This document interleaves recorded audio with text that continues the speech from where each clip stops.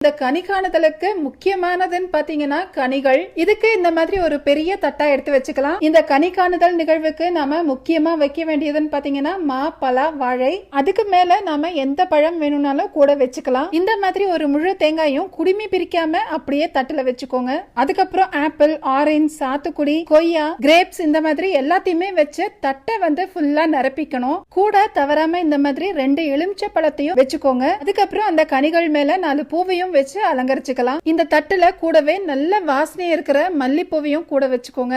இப்போ நாம புத்தாண்டுக்கு முதல் நாள் இரவு செய்ய வேண்டிய ஏற்பாடுகள் எல்லாத்தையுமே செஞ்சுட்டோம். இதை நீங்க எளிமையா செய்யணும்னா ஒரே ஒரு தாம்பால தட்டு எடுத்து வச்சு அந்த தட்டுலயே நீங்க எல்லாத்தையுமே ஒன்னா வச்சு கூட இந்த ஏற்பாடை செய்யலாம். புத்தாண்டு அன்னைக்கு காலையில எழுந்தோடனே முதல்ல நாம செய்ய வேண்டியது இந்த மங்களகரமான பொருட்கள் எல்லாம் பார்க்கணும். எல்லாருமே இந்த கண்ணாடியின் மூலமா தான் இந்த அலங்காரம் செஞ்சு வச்சிருக்கிற அனைத்து பொருட்களையும் பார்க்கணுங்கிறது ஐதீகம்.